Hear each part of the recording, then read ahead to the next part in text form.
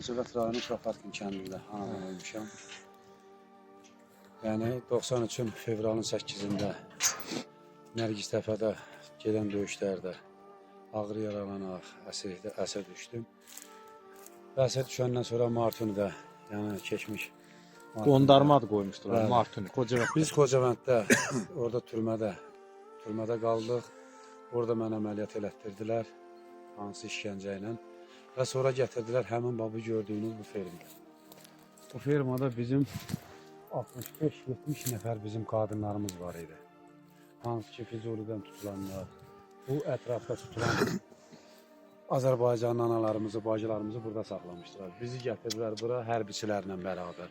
Onları buradan apardılar Xankəndi türməsinə və burada 5 nəfər Azərbaycanlı hərbiçi qaldı. Qaldınız burada. İçinin də ən az yaşlısı da mən idim. Onların içində, yəni 5 nəfərin içində ən az yaşlısı mən idim. Yəni bizə burada o qədər işgəncə verdilər ki, mən indi mənim qazi qardaşım da deyir ki, niyə bura gələndə? Bəyək dedin ki, bu daşları siz döşərsiniz. Ha, bax bu daşların hamısını biz əsrlər döşəmişik. Ta oradan bura qədər bax beləsinə. Dənə-dənə hamısı bizim. Burada bizim nə qədər hərbiçilərimiz şəhid oldular. Azərbaycan Respublikasının ay güclü, sürəkli bayrağı.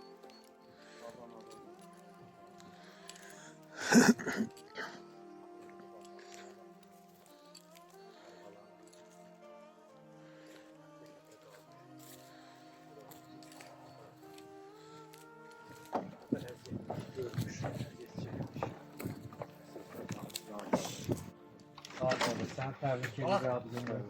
Buna bak burada hemen kıfıldı. Həmin qıfıldı burada. Bax burada, həmin qıfıldı. Hələ də durub yerində. Bax burada qalmışıq biz. Bizim burada Ağdamdan olan bizim Habil qardaşımız var idi ki, hansı ki onu hansı işgəncələrlə şəhid elədilər. O burada qalmışıq. Bax burada. Bax burada betonun üstündə.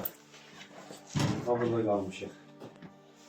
Çünki burada 5 nəfər olub burada yatmışıq. Bax bu yerdə. Buradan da Mən söndürdüm, hamı etməyəm, nə deyib. Bax bu yerlərdə. Bax bu yerlərdə çox işgəncələr görmüşük. Hansı ki şərəfsizlər. Bax bu yerlərdə. Bax, burada qalmışsınız. Biz bax burada qalmışıq. Siz zəmidə, bu yot düşün. Bax burada. Altımızda hiçbir şey də olmayıb.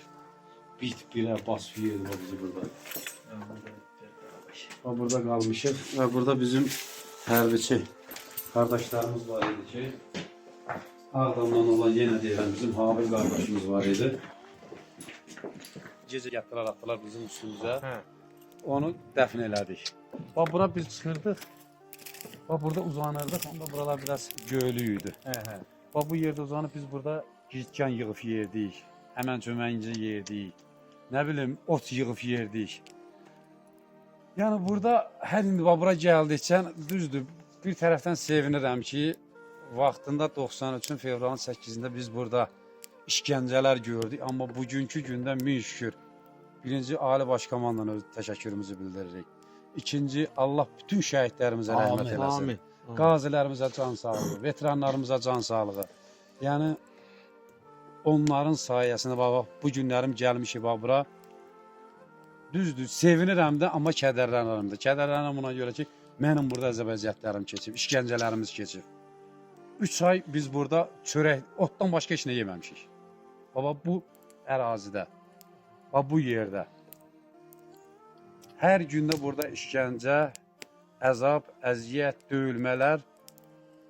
Bax o gördüyünüz yenə deyirəm, bax oradakı daşların hamısını biz əsərlər hamısını oralar biz yapmışıq. Hər birisi. İnşallah Bugünkü gündən min şükür ki, yenə də Allah bütün şəhidlərimizə rəhmət eləsin. Məkanların nurla olsun. Yəni, siz bugünkü gündə ki, bir belə qan töküldü, bir belə şəhidlərimiz oldu. Mən bütün Xocavəndlilərə səslənirəm, mən bütün Qarabağlılara səslənirəm ki, burada hər qarıcında bizim şəhidimizin bizim qazilərimizin, bizim veteranlarımızın qanı tökülür. Gəlin bu torpaqları çiçəkləndirək. Bəli. Gəlin hər bir qarcında bir şəhidin şəklini vuraq. Bir veteranın şəklini vuraq, bir qazimizin şəklini vuraq. Çünki burada onların qanı, əzab, əziyyətləri var. Yəni bura mənim üçün belə deyim də çox doğmadır, çox əziz. Çünki burada mənim əzab, əziyyətlərim keçir. Bəli. İşgəncələrim keçir.